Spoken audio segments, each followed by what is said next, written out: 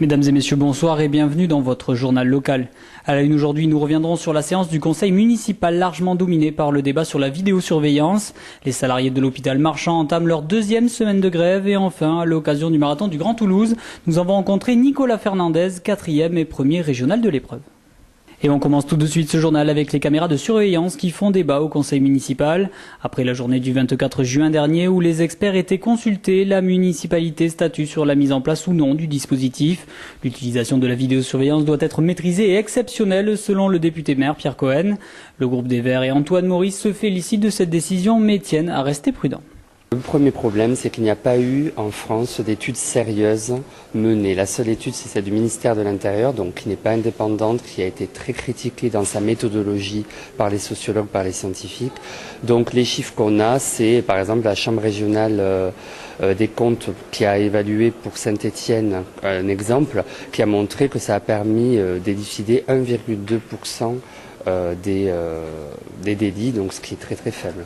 Donc je pense que c'est vraiment un outil politicien parce qu'on se rend compte que derrière, ça ne répondra pas ni au sentiment d'insécurité, ni ça ne renforcera pas plus la sécurité. Donc nous les Verts, nous sommes pour un diagnostic territorial, donc en cela nous sommes satisfaits que le maire le propose, dans lequel on met à plat effectivement toutes les problématiques, les compétences de chacun, les moyens qu'on donne, et on pense qu'une politique de sécurité, elle doit être sur 4 piliers, la prévention, la dissuasion, la sanction et la réinsertion. Lors de ce conseil municipal, nous avons aussi rencontré Jean-Luc Moudinque, maire de Toulouse de 2004 à 2008, qui regrette déjà cette décision et justifie l'efficacité d'un dispositif de vidéosurveillance. Il y a des études là-dessus qui montrent que la zone de baisse de la délinquance, quand on a installé une caméra, est supérieure et plus large que la zone stricte dans le champ technique de la caméra. Donc ça, c'est une réponse, je dirais, à partir d'une observation très concrète du terrain dans les villes où il y a eu cette mise en place des caméras. Mais c'est bien la raison pour laquelle une solution homéopathique, avec une petite caméra par-ci, une petite caméra par-là, comme je crois que M. Cohen la retient, je crois que cette solution-là ne donnerait pas de résultat.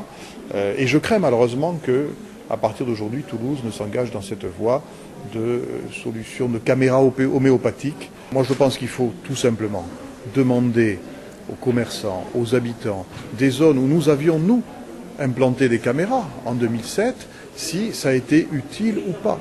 Et c'est vrai que des phénomènes de délinquance, d'agression, de braquage qui avaient lieu à l'époque ont disparu grâce à la mise en place des caméras. Et c'est la raison pour laquelle nous défendons depuis l'idée de l'extension et la généralisation à l'ensemble de la ville, ce qui ne veut pas dire une caméra dans chaque rue, bien évidemment. Depuis lundi dernier, une partie du personnel de l'hôpital Marchand a planté des tentes route d'Espagne. C'est autour d'un petit chapiteau blanc que les infirmiers, ambulanciers, aides-soignants et autres cadres se sont réunis pour faire entendre leurs revendications à la direction. Parmi les plus importantes, des moyens adaptés et ciblés pour le soin, des embauches à la hauteur des postes non pourvus ou encore la reconnaissance de la pénibilité dans certaines unités difficiles. Cependant, le personnel hospitalier n'oublie pas les jeunes, comme nous l'explique Marie Rajabla, infirmière du secteur psychiatrique. Nous, ce qu'on demande ici, c'est qu'ils aient une indemnité de 800 € tout au long de leur dernière année et que, par ailleurs, ils aient l'assurance du choix de leur affectation une fois diplômés. Aujourd'hui, si vous voulez, ils touchent 0. Ils ont des dépenses énormes pour aller en stage alors qu'ils n'ont pas de revenus. Et par ailleurs, une fois qu'ils sont diplômés, ils peuvent avoir fait des stages chez nous dans tel ou tel service. Ils ont envie d'y revenir, ils se voient professionnels à ces endroits-là. Et pour l'instant, on leur dit non, si vous voulez venir chez nous, vous irez n'importe où. Donc, il est évident que dès qu'ils ont un poste chez nous, si c'est pour aller dans des services qui ne les intéressent pas, la première chose qu'ils font, c'est qu'ils s'en vont. Et par ailleurs, indépendamment même des étudiants, les revendications aussi pour les nouveaux arrivants, c'est justement diplômés. Donc là, c'est aussi de respecter ces choix d'affectation. Parce que là aussi, il y a une fuite énorme de personnel qui arrive et qui fiche le camp parce qu'eux, ils venaient pour un service, un type de service, soit des services d'admission, soit un service de longue durée. Et comme ils ne sont pas affectés là où ils veulent, ils fichent le camp. Et on passe tout de suite au sport et aujourd'hui il sera question de course à pied. En effet, ce dimanche, la 4e édition du marathon du Grand Toulouse s'est une nouvelle fois disputée sous une pluie battante. Des conditions climatiques dantesques qui n'ont pas empêché le Kényan Benjamin Bitok de battre le record de l'épreuve en 2 h 12 minutes et 35 secondes. Du côté des régionaux, en l'absence de Pierre-Laurent Viguier, c'est Nicolas Fernandez, originaire de Saint-Gaudens, qui a réalisé la meilleure place. Il finit 4e en 2 h 24 minutes et 30 secondes pour son premier marathon. Voici sa réaction juste après la ligne d'arrivée. Oui, je suis content, j'ai une course très agréable, je me suis bien plaisir aujourd'hui, c'est le principal, j'avais des bonnes sensations, j'ai pas eu trop mal, j'ai pas trop souffert, donc tout va bien. Au début, il m'avait proposé cette lièvre, bon après il m'avait désengagé, donc j'ai quand même eu envie de le tenter seul. Et je me suis lancé, j'ai décidé de prendre le marathon, de prendre le départ cette semaine. Et voilà quoi, je l'ai pris un peu plus en préparation, mais tout s'est bien passé. C'est sûr, c'est dur de laisser partir les Kenyans parce que bon, j'aurais pu les accrocher d'entrée avec ma vitesse de 10 km de semi.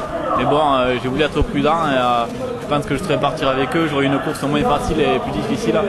Et voilà. Le sol il glissait quoi, dans le virage, il fallait faire attention et parfois les pieds partaient, donc il fallait être vigilant surtout quand ça tournait quoi. Quand même, je trouvais le parcours assez sympa, rapide. Il y avait pas mal de relances, pas mal de lignes droites aussi qui étaient bien. Bon parcours pour moi. Je pense que je pourrais faire beaucoup mieux avec un peu plus de préparation.